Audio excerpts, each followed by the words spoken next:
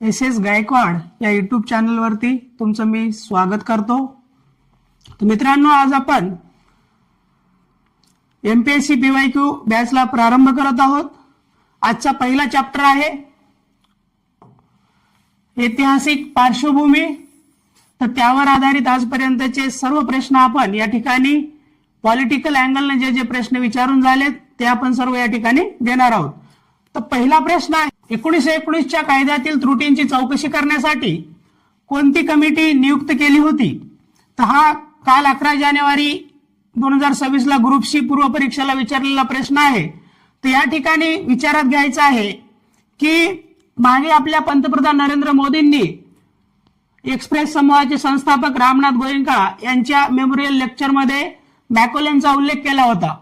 तर म्हणून Lord Macaulay हे चर्चेमध्ये होते, तर त्याचा या प्रश्नामध्ये उल्लेख आपल्याला आढळून येतो। तर प्रश्न थेट संबंधित 1919च्या कायद्या संबंधित आहे, म्हणून या मॅकॉलेचं इथं काही काम नाही। तर डायरेक्ट आपण 2 पर्याय इथे काढू शकतो।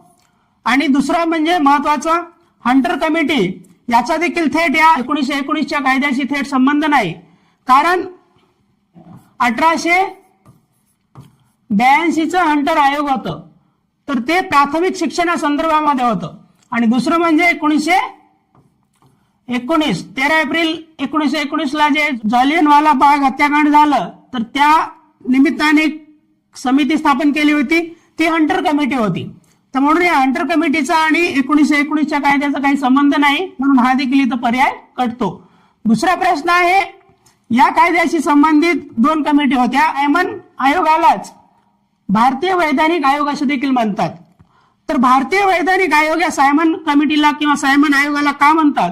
कारण 1919च्या कायद्यामध्ये अशी तरतूद होती की हा कायदा अंमलात आल्यापासून 10 वर्षानंतर या कायद्याचा आढावा घेण्यासाठी एखादा आयोग स्थापन करणे बंधनकारक त्या कायद्याने केलं होतं।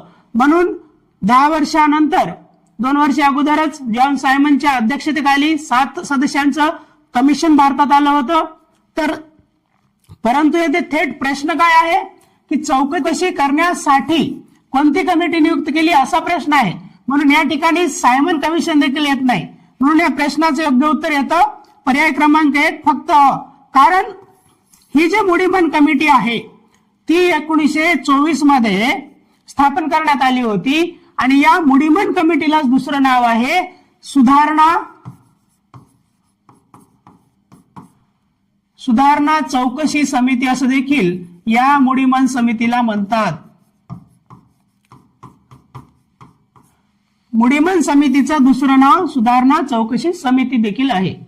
आणि याचं मुख्य काम होतं या मुडीमन समितीचं की 1919च्या कायद्याअंतर्गत आपल्याला माहित आहे की दुहेरी शासन पद्धत लागू केली होती प्रांतामध्ये।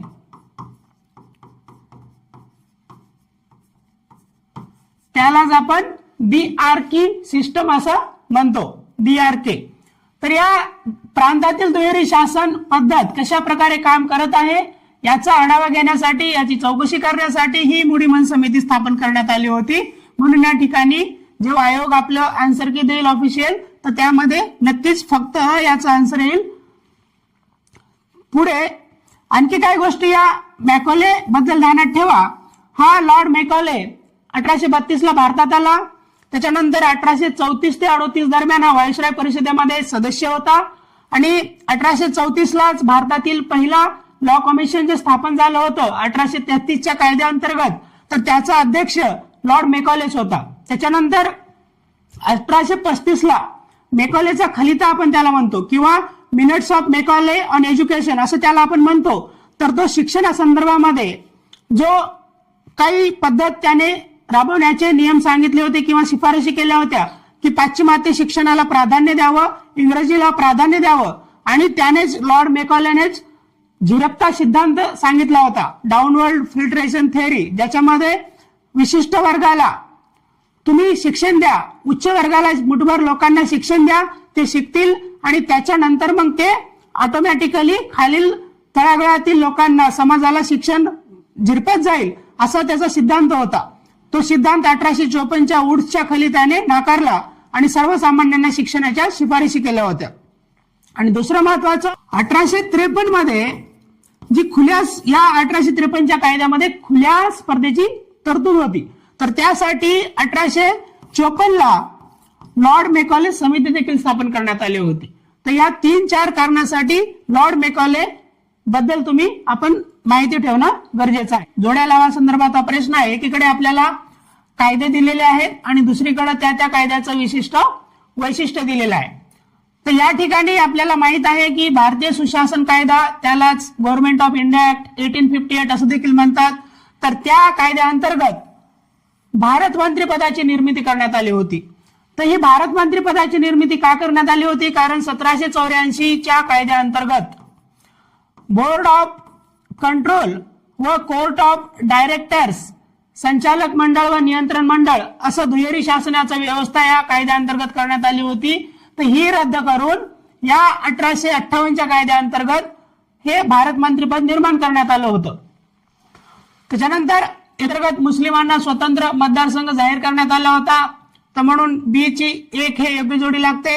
आणि सर्वात महत्वाचं म्हणजे भारत सरकारचा कायदा 1935 अंतर्गत केंद्रामध्ये द्विदल शासन पद्धती लागू करण्याची तरतूद होती. तर म्हणून डी चं व्ही ही योग्य जोडी लागते. म्हणून डी चं व्ही हे एकाच ठिकाणी आहे. म्हणून या प्रश्नाचे योग्य उत्तर येतं पर्याय क्रमांक 3. बाकी सर्व पर्याय या ठिकाणी आपण एलिमिनेट करू. तत्वज्ञान दिले आहेत व त्यांच्याशी संबंधित काही त्यांचं कार्य दिलेलं आहे. तर हा प्रश्न राजपत्रित पूर्व परीक्षा एप्रिल 2023 आहे. तर जर का आपल्याला हॉब्स, हायेक, नॉझिक यांच्याबद्दल काही माहिती नसेल तर प्रचलित व्यक्तिमत्व रुसो आपल्याला माहिती आहे. तर हा रुसो फ्रेंच राज्य क्रांतीचा जनक मानला जातो. तर यावरून आपल्याला 4चं जर का बी असेल तर या ठिकाणी फक्त पर्याय क्रमांक 2 मध्ये 4चं बीसी जुळत आहे. म्हणून बाकी सर्व पर्याय या ठिकाणी आपण एलिमिनेट करू शकतो. म्हणून या प्रश्न क्रमांक 3चं योग्य उत्तर येतं पर्याय क्रमांक 2. आणि बाकीच्या जर जोड्या आपण बघितल्या, 1चं क म्हणजेच हॉब्स हा एक ब्रिटिश तत्वज्ञ होता. फ्रेडरिक हायेक, 2चं हायेक अँग्लो ऑस्ट्रियन तत्वज्ञ होता. आणि त्याच्यानंतर 3चं ड तर या ठिकाणी हा एक अमेरिकन तत्वज्ञ होता, रॉबर्ट नॉझिक. तर अशा प्रकारे जे काही आपल्याला माहिती असते त्या आधारे लवकरात लवकर उत्तरापर्यंत पोहोचण्यासाठी या प्रकारचे एलिमिनेशन मेथड आपल्याला वापरणं संयुक्तिक ठरतं. आणि त्याच्यासाठी जास्तीत जास्त प्रश्न सोडवणे व त्यातूनच या गोष्टी आपल्याला आत्मसात करता येतील. प्रश्न क्रमांक 4, मॉन्टेग्यू चेम्सफोर्ड या नावाने ओळखला जाणारा भारतीय घटनात्मक सुधारणा विषयक अहवाल रिकामी जागामध्ये प्रसिद्ध करण्यात आला. हा प्रश्न राजपत्रित पूर्व परीक्षा एप्रिल 2023 आहे. तर या ठिकाणी ध्यानात घ्या की 1917 मॉन्टेग्यू यांनी एक घोषणा केली होती की भारतामध्ये हळूहळू आपण जबाबदार शासन पद्धती लागू करण्यासाठी प्रयत्न करेल असं त्यांनी घोषणा केली होती. त्याच्या घोषणेलाच ऑगस्ट घोषणा असे देखील म्हणतात. 1917ची ऑगस्ट घोषणा असं देखील म्हणतात. त्याच्यानंतर मॉन्टेग्यू भारतात आले. त्यांनी महात्मा गांधींसह, मोहम्मद अली जिन्नांसह इतरांशी चर्चा केली व त्याच्यानंतर आणि त्यांनी अहवाल प्रसिद्ध केला होता जुलै 1918 आणि याच अहवालाच्या आधारे 1919चा जो कायदा आहे 1919चा त्यालाच मॉन्टेग्यू चेम्सफोर्ड कायदा असे देखील म्हणतो आपण. हा मॉन्टेग्यू भारत मंत्री होता, तर चेम्सफोर्ड हा व्हाईसरॉय होता. तर म्हणून त्या कायद्याशीच निगडीत 1919च्या कायद्याशी निगडीतच हा प्रश्न आहे. तो अहवाल जुलै 1918 प्रसिद्ध करण्यात आला होता. म्हणून प्रश्न क्रमांक 4चं योग्य उत्तर आहे पर्याय क्रमांक 3 जुलै 1918. त्यानंतर प्रश्न क्रमांक 5, रिकामी जागा चा इंडियन कौन्सिल ऍक्ट भारतीय राज्यघटनेच्या इतिहासातील एक महत्वपूर्ण टप्पा आहे. एसटीआय मेन्स जुलै 2022 चा प्रश्न आहे. तर या ठिकाणी ध्यानात घ्या की 1891चा कोणताही कायदा नाही, तो 1892चा आहे. 1871चा देखील कुठलाही कायदा नाही आणि 1881चा देखील कुठलाही कायदा नाही. जर का आपल्याला बेसिक रॉबर्ट क्लाइव्हने चालू केलेली दुहेरी शासन व्यवस्था 1765ची, त्याच्यानंतर 1772ला वॅरेन हेस्टिंगने ती दुहेरी शासन व्यवस्था रद्द केली होती. त्याच्यानंतर 1773 पासूनचे जे कायदे आहेत तर ते जर आपल्याला नुसते कायद्याचं वर्षबी जरी ध्यानात असेल तरी या ठिकाणी आपण बाकीचे पर्याय एलिमिनेट करून योग्य उत्तरापर्यंत पोहोचू शकतो. म्हणून या ठिकाणी या प्रश्नाचं योग्य उत्तर येतं पर्याय क्रमांक 2, तो 1861चा कायदा आहे. तर या कायद्याला एक महत्वपूर्ण टप्पा का म्हटलं जातं याबद्दल थोडक्यात या ठिकाणी आपल्याला माहिती घेणं गरजेचं आहे. तर याच कायद्याअंतर्गत भारतीयांना प्रतिनिधित्व द्यायचं अशी शिफारस करण्यात आली होती. त्याच्यानंतर याच कायद्याअंतर्गत विकेंद्रीकरणाला सुरुवात झाली होती. हे 3 प्रांत होते, बॉम्बे, मद्रास आणि बंगाल. तर त्यापैकी बॉम्बे आणि मद्रासला बंगालच्या अधीनस्थ केलं 1773च्या कायद्याने. त्याच्यानंतर 1833च्या कायद्याअंतर्गत बॉम्बे आणि मद्रासचे वैधानिक अधिकार काढून घेतले आणि ते बंगालला दिले. कारण 1833च्या कायद्याअंतर्गतच बंगालचा गव्हर्नर जनरल हा भारताचा गव्हर्नर जनरल झाला होता. तो पहिला भारताचा governor general Lord William Bentinck होता. तर म्हणून आणि अशा प्रकारे केंद्रीकरणाला एक सर्वोच्च बिंदू गाठला 1833 मध्ये. आणि त्याच्यानंतर मग या 1861च्या कायद्यामध्ये याचं उलट करण्यात आलं, विकेंद्रीकरण करण्यात आलं. मग या ठिकाणी केंद्रीकरण आणि विकेंद्रीकरण म्हणजे काय?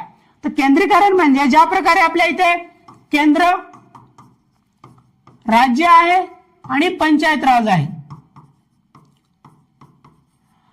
तर जास्तीत जास्त जे काही सत्तेचं विभाजन आहे, अधिकारांचं विभाजन आहे, ते जर का फक्त केंद्राकडेच असेल आणि अशा प्रकारचं जर का सत्तेचं विभाजन असेल, अधिकाराचं विभाजन असेल, तर त्याला आपण केंद्रीकरण म्हणू. आणि जर या केंद्राचे काही अधिकार राज्यांना दिले आणि काही अधिकार शेवटचा जो स्तर आहे पंचायत राजला दिले, तर जेवढे जेवढे अधिकार आपण खाली देत जाऊ, सत्तेचं विभाजन करत जाऊ, तर त्याला आपण विकेंद्रीकरण म्हणू. परंतु जेवढे जास्त अधिकार खालच्यांकडून काढून फक्त वरच्या स्तरावरती देण्यात येतील, तर त्याला आपण केंद्रीकरण म्हणू. तर अशा प्रकारचं केंद्रीकरण सुरुवात झाली 1773ला. त्याचा सर्वोच्च बिंदू गाठला 1833चा कायदा आणि विकेंद्रीकरणाला सुरुवात झाली 1861चा कायदा. दुसरे महत्वाचे 2 फीचर म्हणजे पोर्टफोलिओ सिस्टम, ज्याला आपण मराठीत खातेवाटप पद्धती म्हणतो. तर ही खातेवाटप पद्धती तेव्हाचा व्हाईसरॉय लॉर्ड कॅनिंग याने 1859ला चालू केली होती. तिला अधिकृत रूप देण्यात आलं 1861च्या कायद्याअंतर्गत. दुसरं महत्वाचं म्हणजे याच 1861च्या कायद्याअंतर्गत अध्यादेशाची पद्धत लागू करण्यात आली होती, ज्याला ऑर्डिनन्स सिस्टम ज्याला म्हणतो. आणीबाणी काळामध्ये त्या परिषदेला जबाबदार न राहता परिषदेच्या संमतीशिवाय अध्यादेश लागू करण्याचा अधिकार व्हाईसरॉयला देण्यात आला होता, तो 1861च्याच कायद्याअंतर्गत. म्हणून अशा काही महत्वाच्या घडामोडी या कायद्याअंतर्गत झाल्या होत्या. म्हणून या 1861च्या कायद्याला इतिहासातील एक महत्वपूर्ण टप्पा मानला जातो. त्याच्यानंतर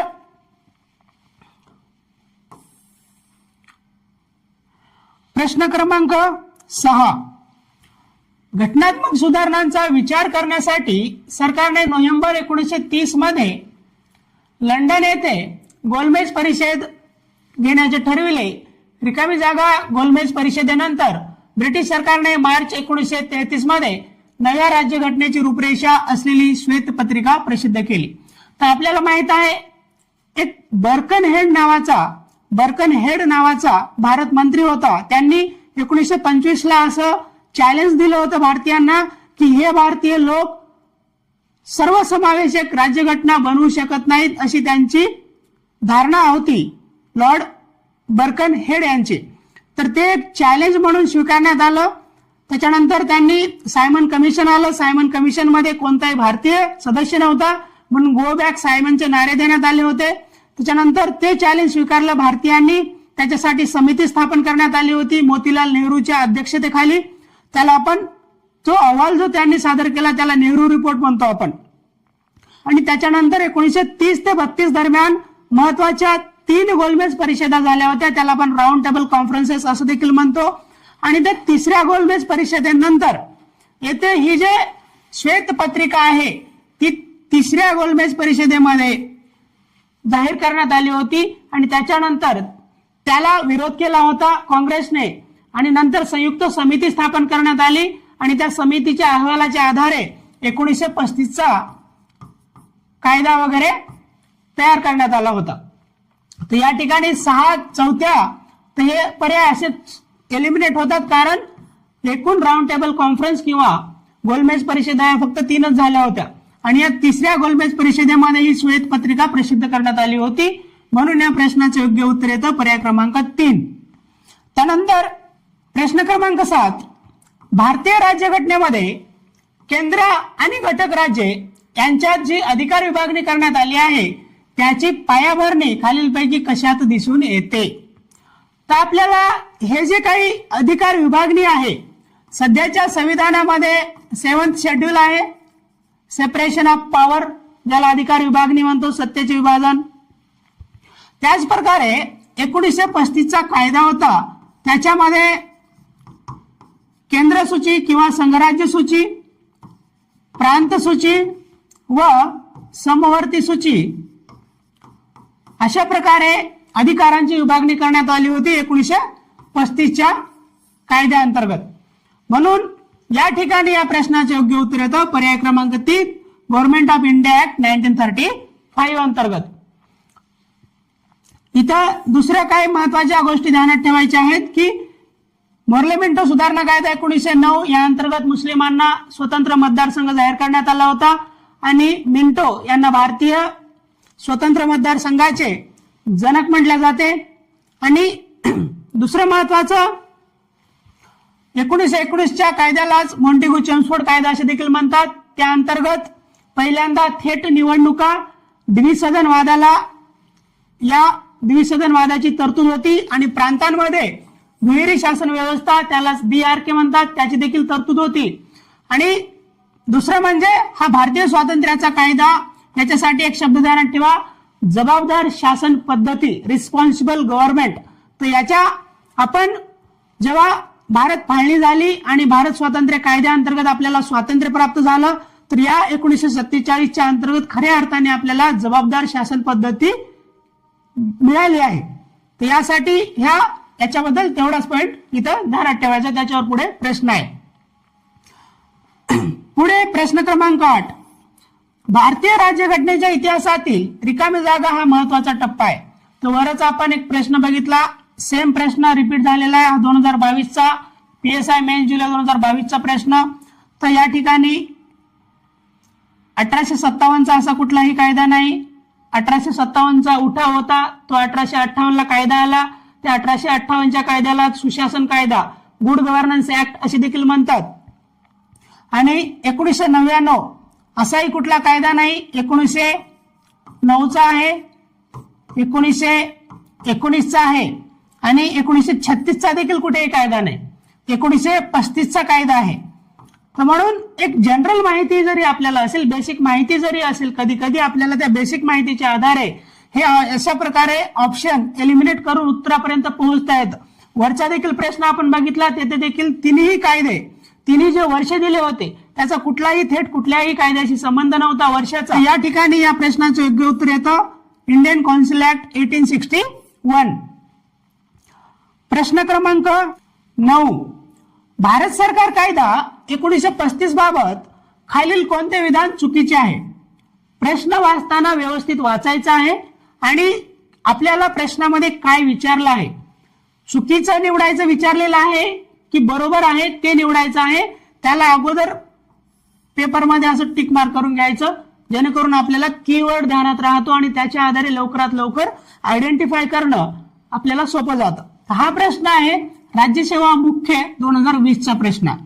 तर यामध्ये या कायद्यान्वये केंद्रात दुहेरी शासन व्यवस्था लागू करण्यात आली.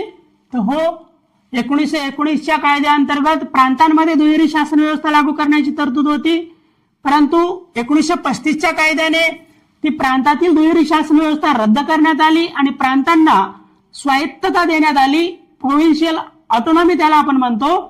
आणि त्यामुळे हे पहिलं स्टेटमेंट या ठिकाणी योग्य आहे. काय म्हणतो की या कायद्यान्वये भारतामध्ये केंद्रात प्रथमच द्विगृही कायदे मंडळाची निर्मिती करण्यात आली.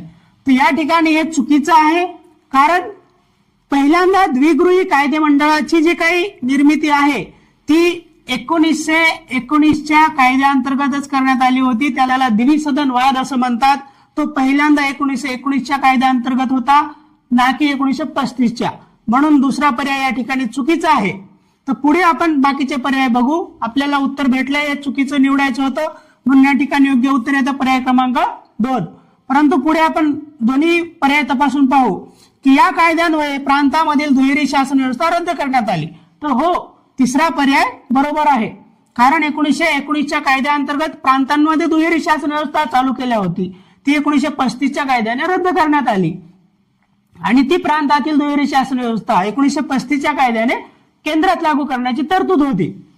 त्यानंतर 4 काय म्हणते की या कायद्यान्वये 3 स्वतंत्र सूच्यांच्या माध्यमातून केंद्र व राज्यात अधिकारांचे विभाजन करण्यात आले.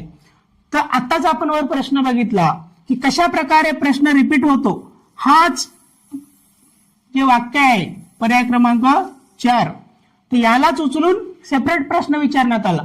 तर अशा प्रकारे प्रश्न सोडवत असताना काय पॅटर्न फॉलो होतोय, कोणते प्रश्न रिपीट होतात, कोणत्या वाक्याला कोणत्या शब्दाला धरून आयोग पुन्हा रिपीट प्रश्न विचारतंय, ह्या गोष्टी आपल्याला लक्षात आणण्यासाठी अशा प्रकारे आपल्याला प्रश्नांचं सविस्तर विश्लेषण करणं गरजेचं आहे. तर म्हणून या ठिकाणी आपल्याला चुकीचं निवडायचं होतं, म्हणून या ठिकाणी योग्य उत्तर येतं पर्याय क्रमांक 2. प्रश्न क्रमांक 10. 1935च्या भारत सरकारच्या कायद्यासंदर्भात खालील विधाने लक्षात घ्या. राज्यसेवा मुख्य 2019चा प्रश्न आहे. तर काय म्हणते, ह्या कायद्यामुळे प्रांतिक स्वायत्ता प्राप्त झाली.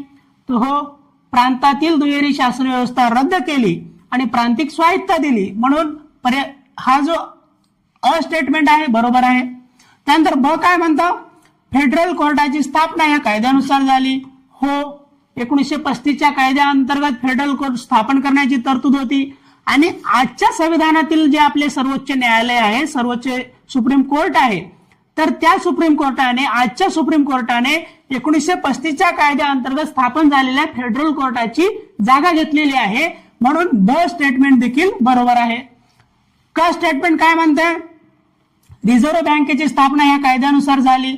या ठिकाणी हे चुकीचं आहे, म्हणून क जर चुकीचा असेल तर हे देखील एलिमिनेट होतो, हा पर्याय देखील एलिमिनेट होतो आणि हा पर्याय देखील येथे एलिमिनेट होतो आणि उरतो फक्त पर्याय क्रमांक 1 अ व ब हे दोन्ही विधान बरोबर आहेत.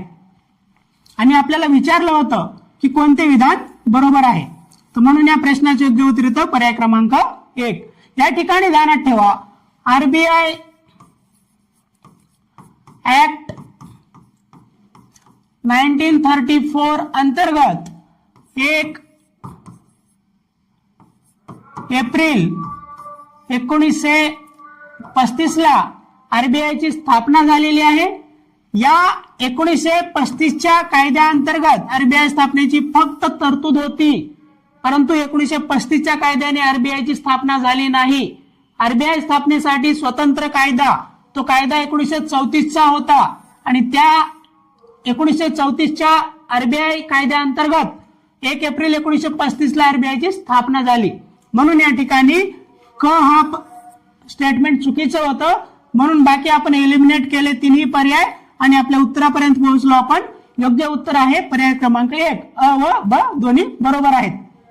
प्रश्न क्रमांक 11. खालीलपैकी कोणती जोडी बरोबर आहे. तर या ठिकाणी ध्यानात ठेवा, मी अगोदरच सांगताना सांगितलं होतं की जबाबदार शासन पद्धती 1947 ची आहे. पहिल्यांदा 1919च्या कायद्या अंतर्गत जेव्हा तो कायदा ज्या आधारावर बनवण्यात आला, मॉन्टेगू यांनी जी घोषणा केली होती 1917लाच, तर त्या घोषणेमध्ये असं म्हटलं होतं की हळूहळू भारतामध्ये जबाबदार शासन पद्धती लागू करण्याच्या दृष्टिकोनातून पाऊल उचलले जाईल. तर प्रथमतः जबाबदार शासन पद्धती अवलंबण्याच्या दृष्टिकोनातून मान्यता ब्रिटिशांनी दिली होती, ते 1917लाच दिली होती. अधिकृतरित्या पूर्णतः मान्य झालीच नाही. तर म्हणून रिस्पॉन्सिबल गव्हर्नमेंट आपल्याला 1947च्या कायद्याअंतर्गत प्राप्त झालेला आहे, म्हणून हे बरोबर आहे. आपल्याला बरोबर काय तेच ओळखायचं आहे, म्हणून या ठिकाणी या प्रश्नाचे योग्य उत्तर येतं 1947. त्यानंतर हे चुकीचं का आहे? कारण 1935चा कायदा प्रांतांमध्ये द्विदल शासन पद्धती रद्द केली होती 1935च्या कायद्याने आणि प्रांतांना स्वायत्तता देण्यात आली होती. प्रोव्हिन्शियल ऑटोनॉमी त्याला म्हणतो.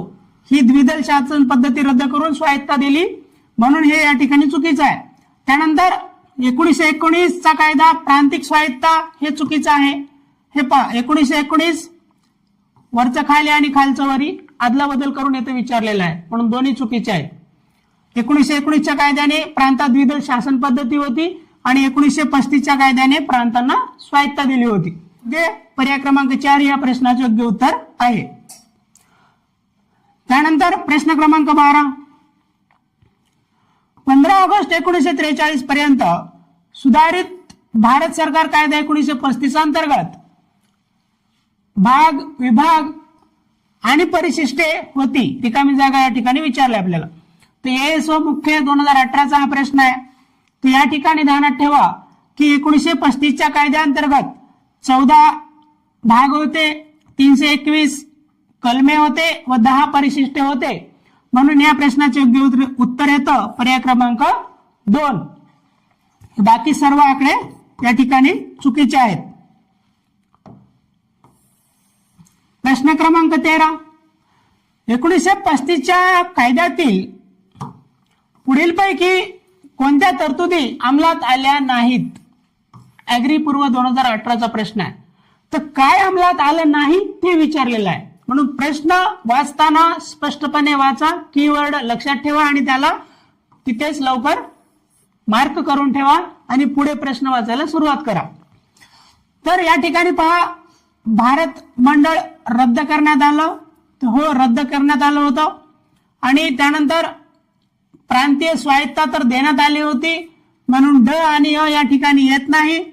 म्हणून फक्त ड येथे येत नाही, अ येथे येत नाही, अ येथे येत नाही. म्हणून तिन्ही पर्याय आपण एलिमिनेट केले. उरतो तो पर्याय कोणता? फक्त ब आणि क. कारण भारतीय संघराज्य स्थापनेची तरतूद 1935च्या कायद्यात होती परंतु ती अंमलात आली नाही. कारण जे संस्थानिक होते, भारतातील जे संस्थानिक होते त्यांनी त्यामध्ये सहभाग घेण्यास नकार दिला होता. म्हणून भारतीय संघराज्य या कायद्याअंतर्गत कधी अंमलात आलंच नाही. पूर्ण दुसरी महत्वाची गोष्ट, ही जे केंद्रातील द्विदल राज्य पद्धती, तर हे देखील या कायद्याअंतर्गत तरतूद होती परंतु त्याचा अंमल झाला नाही. हे देखील इथं ध्यानात ठेवायचं आहे. प्रश्न क्रमांक 14. विधान ए. भारत सरकार कायदा 1935 अनुसार शेषाधिकार, अवशिष्ट अधिकार त्याला आपण म्हणतो, तर ते शेषाधिकार किंवा अवशिष्ट अधिकार केंद्रीय विधिमंडळाकडे दिले होते. तर या ठिकाणी हे चुकीचं आहे. 1935च्या कायद्याअंतर्गत जे काही अवशिष्ट अधिकार असतात ते गव्हर्नर जनरल कडे दिले होते. हे ध्यानात ठेवणं इथं गरजेचं आहे. म्हणून विधान हे चुकीचं आहे. विधान आणि कारण काय सांगितलं इथे की भारत सरकार कायदा 1935 अनुसार संघराज्यीय, प्रांतीय आणि समवर्ती अशा 3 सूच्यांमध्ये विषयांची विभागणी केली होती. तर हो, कारण बरोबर आहे परंतु विधान चुकीचं आहे. म्हणून या ठिकाणी हे चूक आहे तर आर बरोबर आहे असं या प्रश्नाचं योग्य उत्तर येतं. म्हणून पर्याय क्रमांक 4 हे 14व्या प्रश्नाचं योग्य उत्तर या ठिकाणी आहे. तर हे मी सांगितलं अवशिष्ट अधिकार गव्हर्नर जनरल कडे आहेत आणि अमेरिकेमध्ये, युएसए मध्ये अवशिष्ट अधिकार हे राज्यांना आहेत वर्तमानमध्ये. आणि कॅनडामध्ये हे जे विशेष अधिकार असतात, उर्वरित अधिकार, ते केंद्राला आहेत. आणि वर्तमान संविधानामध्ये हे जे विशेष अधिकार आहेत ते आपल्या भारतामध्ये केंद्रालाच आहेत. जे काही संघराज्य किंवा केंद्र सूची, प्रांत किंवा राज्य सूची आणि जे समवर्ती सूची त्यालाच युनियन लिस्ट, स्टेट लिस्ट आणि कॉन्करंट लिस्ट म्हणतात. तर त्या विषयांव्यतिरिक्त जे विषय असतात तर त्याला आपण विशेष अधिकार म्हणतो, अवशिष्ट अधिकार म्हणतो. तर ते कोणाकडे असावेत?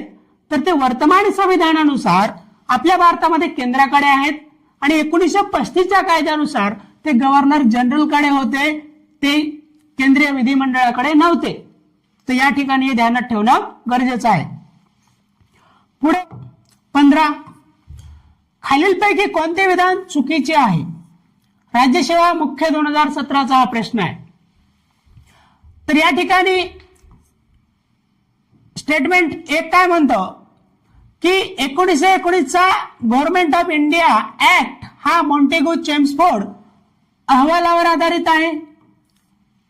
हो म्हणू शकतो, कारण त्या कायद्यालाच आपण मॉन्टेगू चेम्सफोर्ड कायदा असं देखील म्हणतो.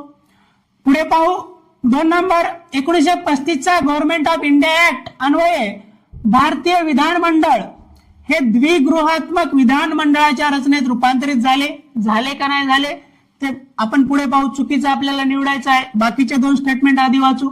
त्यानंतर 3 काय म्हणतं, दुहेरी शासन पद्धती 1919च्या कायद्याने लागू करण्यात आली. हो, BRK सिस्टम, त्याला दुहेरी शासन पद्धत म्हणतात, ती प्रांतांमध्ये लागू झाली 1919च्या कायद्याने. तर म्हणून 3रं बरोबर आहे. त्यानंतर राज्यघटनेचा जवळपास 75% भाग हा गव्हर्नमेंट ऑफ इंडिया ऍक्ट 1935 चे पुनर्निर्मित रूप आहे असे म्हटले जाऊ शकते. तर हे विधान जरी थोडं एक्स्ट्रीम वाटलं तरी हे विधान मात्र बरोबर आहे. कारण 1935च्या कायद्याअंतर्गत जे काही तरतुदी होत्या त्यातील जवळपास 250 तरतुदी ह्या बदल करून, त्या चेंजेस करून आपल्या भारतीय संविधानामध्ये स्वीकारण्यात आलेले आहेत.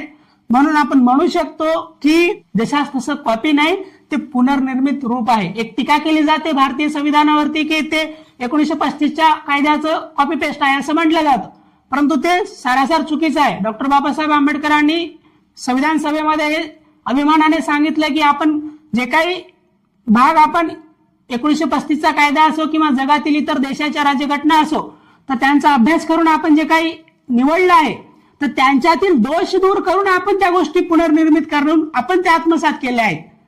म्हणून असं करणं काही चुकीचं नाही, काही गैर नाही असं बाबासाहेबांनी संविधान सभेमध्ये उत्तर देताना सांगितलं होतं. तर म्हणून तो जो काही आरोप होतो 1935च्या कायद्याचं कॉपी पेस्ट आहे तो निराधार चुकीचा आहे, हे इथं ध्यानात ठेवायचं आहे. तर या ठिकाणी योग्य उत्तर येतं पर्याय क्रमांक 2, जे गव्हर्नमेंट ऑफ इंडिया ऍक्ट अन्वये भारतीय विधानमंडळ द्विगृहात्मक मंडळाच्या रचनेत रूपांतरित झाले, विधान चुकीचं आहे आणि आपल्याला चुकीचं काय आहे ते निवडायचं होतं. अगोदरच मी म्हटलं की 1919च्या कायद्याअंतर्गत द्विसदनवाद आला पहिल्यांदा आणि थेट निवडणुका, ह्या दोन्ही गोष्टी पहिल्यांदा 1919च्या कायद्याअंतर्गत आलेल्या आहेत. म्हणून या ठिकाणी हे दुसरं विधान चुकीचं आहे. त्यानंतर प्रश्न क्रमांक 16, खालीलपैकी कोणत्या कायद्यानुसार कलकत्ता येथे सर्वोच्च न्यायालयाची स्थापना करण्यात आली तसेच भारतात केंद्रीय प्रशासन व्यवस्थेची पायाभरणी झाली? हा प्रश्न राज्यसेवा मुख्य 2017चा आहे.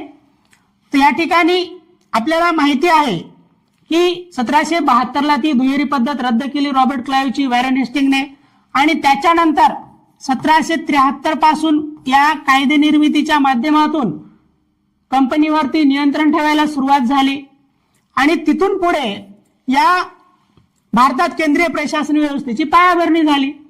म्हणून याच कायद्याअंतर्गत एक तरतूद होती की 1+3 एक सरन्यायाधीश व इतर न्यायाधीश असं असलेलं एक सर्वोच्च न्यायालय बंगाल या ठिकाणी असावं अशी या कायद्याअंतर्गत तरतूद होती.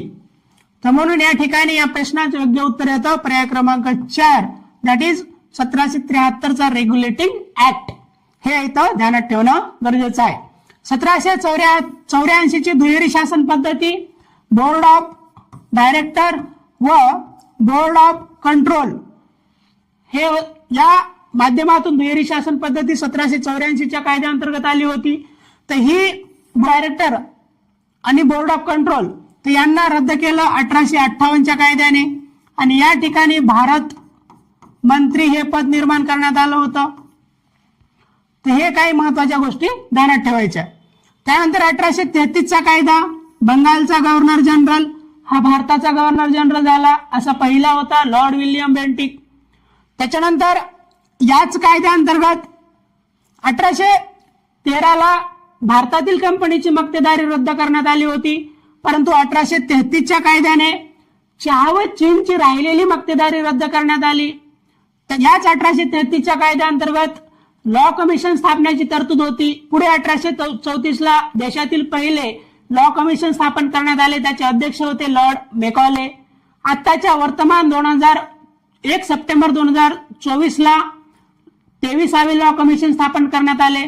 त्याचे अध्यक्ष आहेत दिनेश माहेश्वरी. 22व्या लॉ कमिशनचे अध्यक्ष होते ऋतुराज अवस्थी. तर ह्या काही घडामोडी आपल्याला असं माहिती ठेवणं गरजेचं आहे. त्यानंतर 1853चा चार्टर ऍक्ट होता. त्या अंतर्गत खुल्या स्पर्धेची तरतूद करण्यात आली. त्यासाठी 1854ला लॉर्ड मेकॉले समिती स्थापन करण्यात आली होती. तर 1853 म्हणलं की खुली स्पर्धा ध्यानात ठेवणं गरजेचं आहे. 1833 अंतर्गत देखील खुल्या स्पर्धेची तरतूद होती, परंतु त्याला बोर्ड ऑफ कंट्रोल यांनी विरोध केला, म्हणून 1833 अंतर्गत खुली स्पर्धा अंमलात आली नाही. ती 1853च्या कायद्याअंतर्गत नंतर अंमलात आलेली होती. हे ध्यानात ठेवणं गरजेचं आहे या ठिकाणी. प्रश्न क्रमांक 17. खालीलपैकी कोणती विधाने बरोबर आहेत? आपल्याला बरोबर काय आहे ते निवडायचं आहे. तर 1935च्या कायद्यान्वये उर्वरित अधिकार भारताच्या गव्हर्नर जनरलकडे होते. हो, बरोबर आहे. तर हेच विधान अगोदर आपण बघितलं की याच्या जागी केंद्रीय विधानमंडळाकडे होते असं दिलं होतं. म्हणजे रिपिटेशन ऑफ PYQs हे याच्यातून लक्षात घेणं गरजेचं आहे.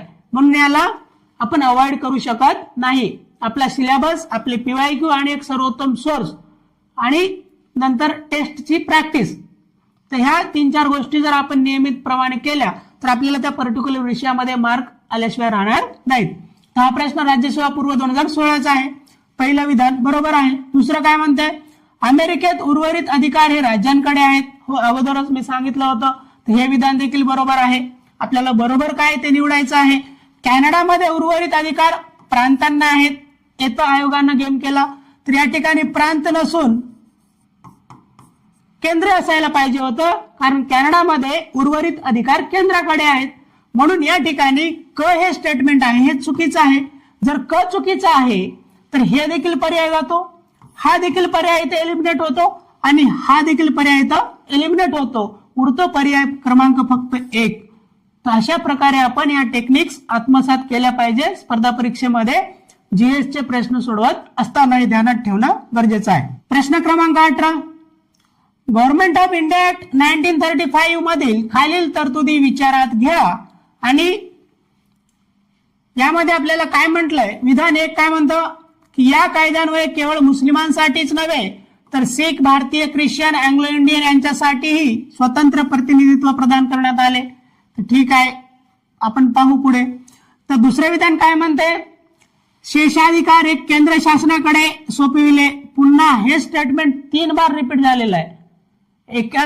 अगोदरच्याच प्रश्नामध्ये आपण बघितलं गव्हर्नर जनरल, ते योग्य होतं स्टेटमेंट, परंतु इथे केंद्र उल्लेख केलेला. या ठिकाणी गव्हर्नर जनरल पाहिजे होतं किंवा त्याला व्हाईसराय म्हणू आपण, कारण 1858च्या कायद्याअंतर्गत गव्हर्नर जनरल हे नाव बदलून व्हाईसराय ठेवण्यात आलं होतं. तर म्हणून या ठिकाणी केंद्राच्या जागी गव्हर्नर जनरल किंवा व्हाईसराय असतं तर ते आपण योग्य म्हटलं असतं. तर ब चुकीचं आहे. तर या ठिकाणी हे ब बरोबर येत नाही. इथं पण ब बरोबर हे देखील चुकीचं आहे आणि अबक बरोबर हे देखील आपण एलिमिनेट करू शकतो. मग उरतो काय? फक्त विधान अ आणि क बरोबर आहेत. जिथं आपल्याला असं काहीतरी चूक भेटते, आयोगाची चूक, आयोग कुठे चुका करते आणि आपल्याला कुठं फसवते हे जर आपल्याला ओळखता आलं तर बाकी स्टेटमेंट वाचायच्या अगोदर आपल्याला ऑप्शन एलिमिनेट करून उत्तरापर्यंत सहजरित्या पोहोचता येतं. हे वेळोवेळी मी इथं तुम्हाला दाखवून देण्याचा प्रयत्न करत राहील, जेणेकरून तुम्हाला या गोष्टी लवकर आत्मसात करता येतील. आणि प्रश्न सोडवताना या गोष्टी ध्यानात ठेवून प्रश्न सोडवण्याचा प्रयत्न करा. खास करून नवीन विद्यार्थी जे आहेत त्यांच्यासाठी मी आवर्जून सांगतोय. म्हणून या ठिकाणी योग्य उत्तर येतं विधान अ व क बरोबर आहे. प्रश्न क्रमांक 19. महाराष्ट्र शासनाने रिकामी जागा यांचे सेवानिवृत्तीचे वय 58 वरून 60 वर्ष असे वाढविले. ASO पूर्व 2016चा प्रश्न आहे. तर हा 2015ला चर्चेमध्ये असलेला विषय होता. देवेंद्र फडणवीस आपले जे मुख्यमंत्री होते त्यावेळेस, तेव्हा त्यांनी असा निर्णय घेतला होता की अप्रवर्गातील वैद्यकीय अधिकाऱ्यांचं निवृत्तीचं वय हे 58 वरून 60 करण्यात यावं, असं तेव्हा निर्णय झाला होता. म्हणून तेव्हा त्याचे प्रश्न क्रमांक 20, केंद्राकडून राज्यांना निर्देश देण्याची कल्पना आपल्या घटनाकारांनी रिकामी जागा कडून घेतली आहे. एसओ मुख्य 2016चा प्रश्न आहे. तर हे जे निर्देश देण्याची जी काही संकल्पना आहे ती संकल्पना घटनाकारांनी 1935च्या भारत सरकार कायदा अंतर्गत घेतलेली आहे. म्हणून या ठिकाणी या प्रश्नाचे योग्य उत्तर येतं पर्याय क्रमांक 3, भारत सरकारचा कायदा 1935चा. प्रश्न क्रमांक 21, खालील विधाने विचारात घ्या. एसटीआय मुख्य 2016चा प्रश्न आहे. तर विधान अ काय म्हणते, राज्यघटनेतील केंद्र राज्य यांच्यातील प्रशासकीय संबंध अनुच्छेद 256 आणीबाणी विषयक तरतुदी 352 राष्ट्रीय आणीबाणी त्या संदर्भात 353 तरतूद आहे आणि 356 या 1935च्या कायद्यान्वये जे सुचविले होते त्याच्याशी जुळणारे आहेत. तर हे विधान येते बरोबर आहे. त्यानंतर आणीबाणी विषयक तरतुदी आपण 1935च्या कायद्याअंतर्गत जे काय होत्या त्यानुसारच तो स्रोत आहे 1935चा कायदा. त्यानंतर राज्यघटनेतील प्रौढ मताधिकार या ठिकाणी पुन्हा आपल्याला आयोगानं इथं चुकीचं शब्द देऊन आपल्याला फसवण्याचा प्रयत्न केलाय. तर मित्रांनो 1935च्या कायद्याअंतर्गत फक्त 12 ते 14% लोकांना मतदानाचा अधिकार होता. तो संपूर्ण लोकांना अधिकार नव्हता. त्याला आपण प्रौढ मताधिकार म्हणू शकत नाही, कारण भारतामध्ये आपल्या सर्वांना जेव्हा आपलं संविधान लागू झालं त्या संविधानाच्या अधिकाराअंतर्गत आपल्याला प्रौढ मताधिकाराचा हक्क प्राप्त झालेला आहे. त्याला आपण अडल्ट फ्रँचाइज असं देखील म्हणतो. तर म्हणून या ठिकाणी हे सरळ सरळ चुकीचं आहे. ब विधान ते 1935च्या कायद्याने सुचविले त्याच्याशी मिळत्या जुळत्या नाहीत. तर जर ब चुकीचं असेल, पहिलं बरोबर आहे म्हणून दोन्ही विधान चुकीची आहेत हे चुकीचं, हे उत्तर येत नाही. दोन्ही विधान बरोबर आहेत हे देखील येत नाही. तर विधान अ बरोबर आहे आणि ब चुकीचं आहे हे या ठिकाणी हा पर्याय क्रमांक 1 ह्या प्रश्नाचं योग्य उत्तर येतं. 22 क्रमांकाचा हा प्रश्न काय म्हणते की भारत सरकार कायदा 1935 अंतर्गत मुंबई प्रांताच्या विधान परिषदेची पहिली सभा 20 जुलै 1937 ला येथे झाली. हा एसओ मुख्य 2015चा प्रश्न आहे. तर येथे ध्यानात ठेवा, हे जे काही विधान परिषद विधानसभा यांची जे काही द्विगृह मंडळे स्थापन झाली होती प्रांतांमध्ये ते 1937 ला 1935च्या कायद्याअंतर्गत स्थापन झाली होती. आणि तेव्हा आपल्या या विधान परिषदेची पहिली बैठक पुणे या ठिकाणी झाली होती. म्हणून या प्रश्नाचं योग्य उत्तर येतं पर्याय क्रमांक 2 पुणे. परंतु सध्या वर्तमानामध्ये आपली विधानसभा जी मुंबईला आहे तिथं विधानसभेची बैठक होते आणि एक हिवाळी अधिवेशन नागपूरला झालं पाहिजे असं नागपूर कराराअंतर्गत तरतूद होती. त्या अंतर्गत हिवाळी अधिवेशन नागपूरला होते. परंतु तेव्हा इतिहासामध्ये हे जेव्हा स्थापन झाले होते तेव्हा पुण्याचं ऐतिहासिक महत्व आहे या कारणासाठी, कारण तिथे ही विधान परिषदेची पहिली सभा झाली होती 20 जुलै 1937 ला. आणि याच स्टेटमेंटला धरून पुन्हा एकदा एमपीएससीने प्रश्न हा विचारला होता की खालीलपैकी कोणत्या वर्षी विधान परिषदेचे किंवा विधानसभेचे 50 वर्ष पूर्ण झालेले आहेत. तर त्याचं उत्तर होतं 1987. 37 पासून 50 वर्षे 1987 असं त्याचं उत्तर होतं. परंतु काही जणांची गफलत काय झाली की 1960 पासून त्यांनी सुरुवात पकडली. 1 मे 1960 महाराष्ट्र राज्य स्थापना दिवस, आणि ते चुकीचं होतं कारण ते 50 वर्षे आपल्याला 1937 पासून पुढे पकडायचे होते आणि तेव्हा योग्य उत्तर होतं 1987. अंक 23 खालीलपैकी कोणती जोडी चुकीची आहे? काय चुकीचं आहे ते निवडायचं आहे. एसओ मुख्य 2014चा हा प्रश्न आहे. तर यामध्ये आपल्याला एक गोष्ट ध्यानात ठेवणं गरजेचं आहे की बंगालची फाळणी जी होती तर ते 1915ची नसून 1905ची होती. तर हे आपल्या सर्वांना माहिती आहे. आणि तिथूनच पुढे स्वदेशी चळवळीला सुरुवात झाली. म्हणून आपल्याला माहित आहे हे जे बंगालची फाळणी 1905 ला झाली होती. तर म्हणून येथे चुकीची जोडी हे पर्याय क्रमांक 3 आहे. आणि बाकी मोर्लेमेंटो सुधारणा कायदा, हो 1909 लाच मोर्लेमेंटो सुधारणा कायदा म्हणतात. आणि पहिल्या महायुद्धाची समाप्ती 1918 ला झाली, 1914 ला सुरुवात झाली होती. दुसरे महायुद्ध 1939 ला सुरू झाले, 1944 ला समाप्त झाले होते. म्हणून दुसरं देखील येथे बरोबर आहे, परंतु चुकीचं निवडायचं होतं म्हणून पर्याय क्रमांक 3 हे योग्य उत्तर या ठिकाणी होतं. आणि 1919च्या कायद्यालाच मॉन्टेग्यू चेम्सफोर्ड सुधारणा कायदा असं देखील म्हणतात, हे देखील बरोबर आहे. प्रश्न क्रमांक 24, विधान 1 जानेवारी 1950 रोजी प्रजासत्ताक चिन्हाला मान्यता देणारा भारत हा प्रथम देश होता. तर हो, हे विधान बरोबर आहे. परंतु ब विधान काय म्हणतं, संयुक्त राष्ट्रांच्या सुरक्षा परिषदेतील चीनच्या कायम सदस्यत्वासाठी भारताने आक्षेप घेतला होता. तर हे या ठिकाणी चुकीचं आहे, आक्षेप घेतला नव्हता असं या ठिकाणी पाहिजे, कारण भारताने कधी चीनच्या सुरक्षा परिषदेतील कायम सदस्यत्वासाठी आक्षेप घेतला नाही. आता सध्या भारतासारखे, जर्मनी सारखे, ब्राझील सारखे इतर जे देश आहेत ते देखील म्हणतात की सुधारणा केल्या पाहिजे संयुक्त राष्ट्राच्या सुरक्षा परिषदेमध्ये आणि इतर राष्ट्रांना देखील त्यामध्ये स्थान दिलं पाहिजे. तर आता सध्या वेळोवेळी ती चर्चा अधूनमधून येते, परंतु सध्या त्या संयुक्त राष्ट्र सुरक्षा परिषदेमध्ये फक्त 5च राष्ट्र आहेत ज्यांना सिक्युरिटी काउन्सिल असं म्हणतात, युनायटेड नेशन सिक्युरिटी काउन्सिल. तर त्यामध्ये तेव्हा भारताने चीनच्या सदस्यत्वासाठी आक्षेप घेतला नव्हता, म्हणून या ठिकाणी ब हे विधान चुकीचं आहे. तर म्हणून कोणतं विधान बरोबर आहे हे आपल्याला निवडायचं आहे, म्हणून विधान फक्त अ या ठिकाणी बरोबर आहे, म्हणून या प्रश्नाचं योग्य उत्तर आहे पर्याय क्रमांक 1. त्यानंतर प्रश्न क्रमांक 25, भारताच्या संविधानाची तत्वे किंवा सिद्धांत निर्धारित करण्यासाठी 19 मे 1928 रोजी मुंबईमध्ये संपन्न सर्वपक्षीय अधिवेशनात कोणाच्या अध्यक्षतेखाली समिती गठीत करण्यात आली होती. एसओ मुख्य 2013चा हा प्रश्न आहे. आणि या ठिकाणी आपल्याला माहिती आहे जवाहरलाल नेहरू यांचा काही येथे थेट संबंध येत नाही. 1928 अगोदर राजेंद्र प्रसाद आपल्या भारताचे प्रथम राष्ट्रपती आणि संविधान सभेचे कायमस्वरूपी अध्यक्ष त्यांची नियुक्ती, म्हणून हे देखील या ठिकाणी चुकीचं आहे. आणि सच्चिदानंद सिन्हा संविधान सभेचे तात्पुरते अध्यक्ष, फ्रेंच तत्वानुसार त्यांची निवड झाली होती कारण ते त्या सभागृहातील सर्वात ज्येष्ठ व्यक्ती होते. आणि फ्रेंच तत्व काय म्हणतं की सर्वात ज्येष्ठ व्यक्तीची निवड केल्या जावी असं ते म्हणतं, म्हणून त्याच्यानुसार सच्चिदानंद सिन्हांची नियुक्ती संविधान सभेचे तात्पुरते अध्यक्ष म्हणून पहिल्या बैठकीमध्ये 9 डिसेंबर 1946 ला जी पहिली बैठक झाली त्या बैठकीमध्ये तात्पुरते अध्यक्ष म्हणून सच्चिदानंद सिन्हांची नियुक्ती झाली होती. 11 डिसेंबर 1946 ला राजेंद्र प्रसाद यांची नियुक्ती झाली होती कायमस्वरूपी अध्यक्ष म्हणून. आणि 13 डिसेंबरला उद्दिष्टांचा ठराव मांडण्यात आला होता जवाहरलाल नेहरू यांच्या मार्फत. तो 22 जानेवारी 1947 ला स्वीकार करण्यात आला होता. ते थोडक्यात ध्यानात ठेवायचा.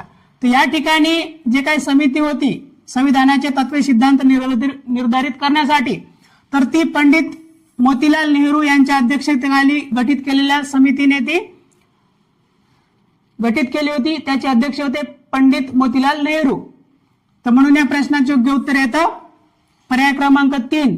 तर दुसरा आहे प्रश्न क्रमांक 26, भारतीय प्रशासनामध्ये सनदी सेवकांच्या भरतीसाठी खुल्या स्पर्धेचे तत्व सर्वप्रथम कोणत्या कायद्यानुसार स्वीकारले गेले? राज्यसेवा पूर्व 2012चा प्रश्न आहे.